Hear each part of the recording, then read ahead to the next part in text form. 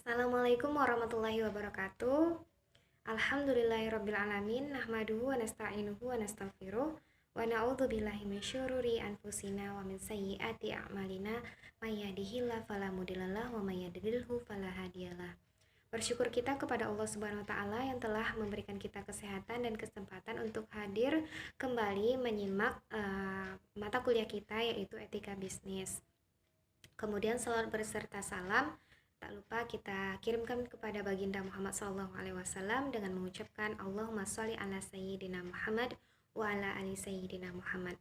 Semoga kita diakui sebagai pengikut-pengikutnya yang setia dan juga diberikan syafaat di yaumil akhir kelak nanti. Dan teman-teman semuanya, kali ini kami dari kelompok 3 akan mempresentasikan PowerPoint kami. Tanpa berlama-lama, langsung saja kita lihat PowerPoint-nya. Baiklah teman-teman semuanya, dalam mata kuliah etika bisnis kali ini kita akan membahas tentang moralitas dan etika bisnis. Sebelum itu, marilah kita kenalkan satu persatu dari anggota kelompok kami. Yang pertama yaitu ada Halimah Akhiriniani Rahmah, kemudian ada Desi Yulanasari, saya sendiri, kemudian ada Pratiwi Sonika, juga ada Atika Yuni, dan terakhir adalah Adela Ramadhani. Nah teman-teman, selanjutnya kita akan bahas tentang apa itu moral dan apa itu etika. Nah, istilah moral yang berasal dari akar kata lainnya itu mos, yang dalam bentuk jamaknya mores, berarti adat istiadat atau kebiasaan. Dalam bahasa Indonesia sendiri, moral diterjemahkan dengan susila, yaitu perilaku yang sesuai dengan pandangan umum yang baik dan wajar yang meliputi kesatuan sosial dan lingkungan tertentu. Dengan demikian, moral berarti tindakan manusia yang sesuai dengan ukuran yang diterima oleh umum, sehingga tolak ukurnya di sini adalah kebiasaan yang berlaku. Seseorang dikatakan amoral jika ia berperilaku berseberangan dengan kebiasaan perilaku di sebuah tempat. Nah, ukuran moral ini bisa jadi bersifat lokal saja, sehingga tidak sama antara satu tempat dengan tempat lain.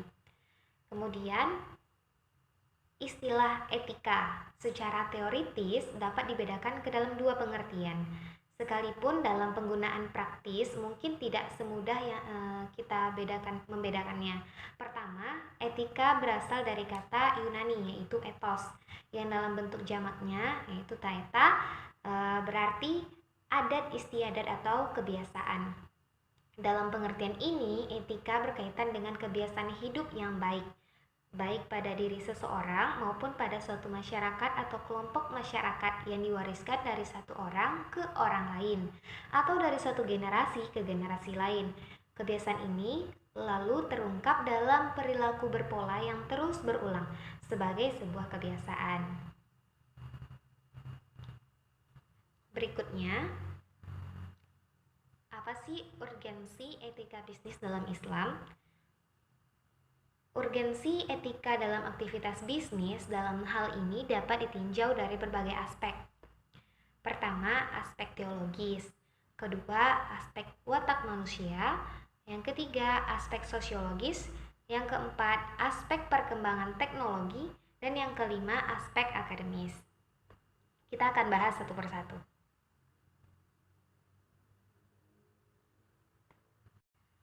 Yang pertama yaitu aspek teologis.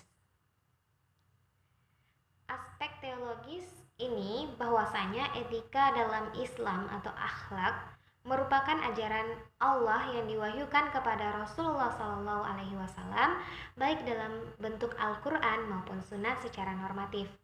Nah, sebagaimana kita tahu nih, telah jelas dalam Al-Quran sebagai pedoman kita umat Islam sangat komplit membahas tentang duniawi dan ukhrawi, termasuk bagaimana cara kita berbisnis atau bermuamalah juga sudah diatur, dan Rasulullah SAW juga telah menjadi suri tauladan atau contoh yang baik bagi kita semua, termasuk dalam berbisnis nih.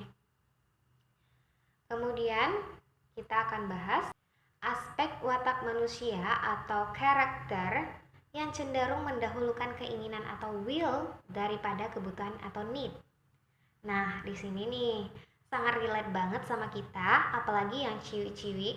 Kadang kita nih tuh suka nggak sadar mana yang harus kita beli dan mana yang boleh kita beli. Misalnya nih dalam bisnis kue.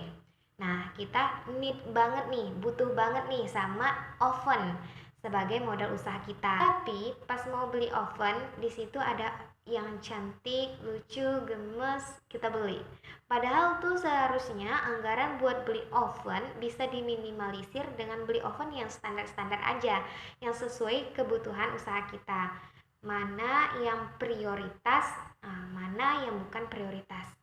Karena dalam Islam sendiri ada aturan untuk tidak mubazir. Aspek sosiologis. Aspek sosiologis atau reality dalam realitas sebagai akibat dari watak dasar atau perilaku manusia yang cenderung amoral pada akhirnya akan melahirkan kontes persaingan yang tidak sehat dan semakin keras dalam dunia global. Contoh nih, kita mau belanja di Shopee. Banyak banget kan yang jualan lipstick merek X. Nah, di toko A harganya 100.000. Di toko B dia jual lebih murah daripada toko A, misalnya 90.000. Tapi di toko C jauh lebih murah sampai cuma 50.000 aja dengan merek yang sama padahal. Pastinya kita lebih memilih di toko C, ya kan? Apalagi nih, nanya-nanya di toko A, udah direspon dengan baik, kita cek di toko sebelah yang harganya lebih murah dan beli di sana. Duh, persaingan seperti ini sangat tidak sehat ya guys.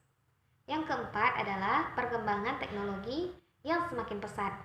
Dengan globalisasi keilmuan dan teknologi yang tentunya semakin canggih, membuat kita harus hati-hati nih menyaring mana yang sesuai syariat dan boleh digunakan, mana juga yang dilarang syariat dan tidak boleh digunakan. Disinilah peran mahasiswa jurusan muamalah untuk membuat dan menghasilkan penelitian tentang masalah-masalah ekonomi di era yang modern ini, agar masyarakat lebih mudah dalam memilihnya. Selanjutnya, aspek akademis atau sains akademik. Bertolak dari keempat aspek tadi, maka sudah selayaknya apabila etika bisnis ini dijadikan mata kajian akademis baik masa kini maupun masa yang akan datang. Seperti penjelasan sebelumnya, bahwa peran mahasiswa dan dosen sangat penting untuk mempelajarinya, apalagi di universitas-universitas Islam atau di seluruh universitas di Indonesia yang penduduknya mayoritas Islam. Selanjutnya, kita akan bahas prinsip etika bisnis dalam Al-Quran. Sebagai prasyarat untuk meraih keberkahan atas nilai transenden, seorang pelaku bisnis harus memperhatikan beberapa prinsip etika yang telah digariskan dalam Islam. Antara lain, yang pertama, ada prinsip kesatuan atau tauhid unity. Selanjutnya ada prinsip keseimbangan atau equilibrium atau adil. Yang ketiga, kehendak bebas atau free will. Yang keempat, tanggung jawab atau responsibility. Yang kelima, kebenaran, yaitu kebajikan dan kejujuran. Third, goodness and honesty. Kita akan bahas satu persatu.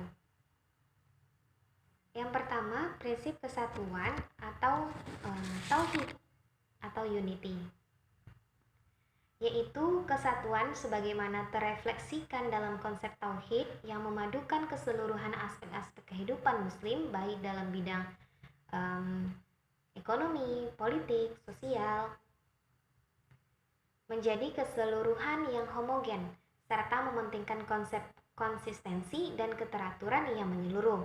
Dari konsep ini, maka Islam menawarkan keterpaduan agama, ekonomi, sosial demi membentuk satu kesatuan. Atas dasar pandangan ini pula, maka etika dan bisnis menjadi terpadu, vertikal maupun horizontal, membentuk satu persamaan yang sangat penting dalam sistem Nah, jadi konsep ketauhidan ini mencakup seluruh aspek dalam satu aturan, yaitu aturan Islam. Dan di sini peraturannya yang dibuat oleh Allah Subhanahu wa taala dan kita sebagai budak mengikuti peraturan-peraturannya. Selanjutnya, keseimbangan atau equilibrium atau adil. Islam sangat menganjurkan untuk berbuat adil dalam berbisnis dan melarang berbuat curang atau berlaku zalim. Rasulullah Shallallahu Alaihi Wasallam diutus Allah untuk membangun keadilan. Kata Allah, kecelakaan besar bagi orang yang berbuat curang, yaitu orang-orang yang apabila menerima takaran dari orang lain meminta untuk dipenuhi. Sementara kalau menakar atau menimbang untuk orang lain selalu dikurangi. Kecurangan dalam berbisnis pertanda kehancuran bisnis tersebut, karena kunci keberhasilan bisnis adalah kepercayaan. Al-Quran sendiri memerintahkan kepada kaum muslimin untuk menimbang dan mengukur dengan cara yang benar, dan jangan sampai melakukan kecurangan dalam bentuk pengurangan takaran dan timbangan. Selanjutnya, kehendak bebas atau free will.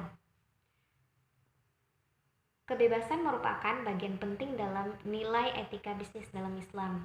Tetapi kebebasan itu tidak mengurangi kepentingan kolektif atau umum. Kepentingan individu terbuka lebar. Tidak adanya batasan pendapatan bagi seseorang mendorong manusia aktif berkarya dan bekerja dengan segala potensi yang dimilikinya. Kecenderungan manusia untuk terus-menerus memenuhi kebutuhan pribadinya itu yang tak terbatas dikendalikan dengan adanya kewajiban setiap individu terhadap masyarakat melalui zakat, infak, dan sedekah. Kemudian tanggung jawab atau responsibility. Kebebasan tanpa batas adalah suatu hal yang mustahil dilakukan oleh manusia karena tidak menuntut adanya pertanggungjawaban dan akuntabilitas. Untuk memenuhi tuntunan keadilan dan kesatuan, manusia perlu mempertanggungjawabkan tindakannya secara logis. Prinsip ini berhubungan erat dengan kehendak bebas. Allah menetapkan batasan mengenai apa yang bebas dilakukan oleh manusia dengan pertanggungjawaban atas semua yang dilakukannya. Selanjutnya, kebenaran, kebajikan, dan kejujuran, truth, goodness, and honesty. Dalam konteks bisnis, kebenaran yang dimaksudkan itu sebagai seperti niat, sikap dan perilaku yang benar, meliputi proses akad transaksi, proses mencari atau memperoleh komoditas pengembangan maupun dalam proses upaya meraih atau menetapkan keuntungan. Dengan prinsip kebenaran ini, maka etika bisnis Islam sangat menjaga dan berlaku preventif atau mencegah terhadap kemungkinan-kemungkinan adanya kerugian salah satu pihak yang melakukan transaksi, kerjasama, atau perjanjian dalam bisnis.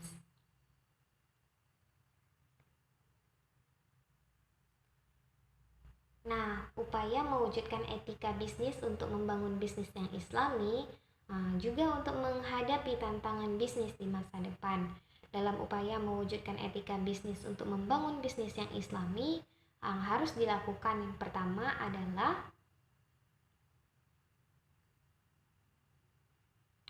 suatu rekonstruksi kesadaran baru tentang bisnis.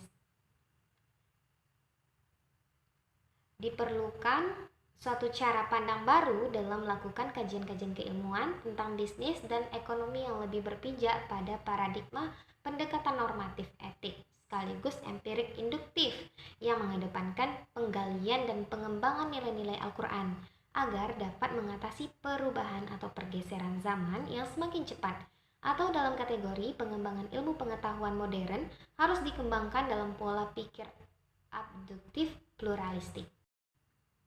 Nah, teman-teman, tampaknya presentasi PowerPoint kita sudah di akhir. Nah, ini dia sumber materi yang kami dapatkan itu bersumber dari 3 buku ini. Nah, teman-teman, sekian dari presentasi kami kelompok 3 pada kesempatan kali ini. Lebih dan kurang kami mohon maaf. Wabillahi taufiq wal hidayah. Wassalamualaikum warahmatullahi wabarakatuh.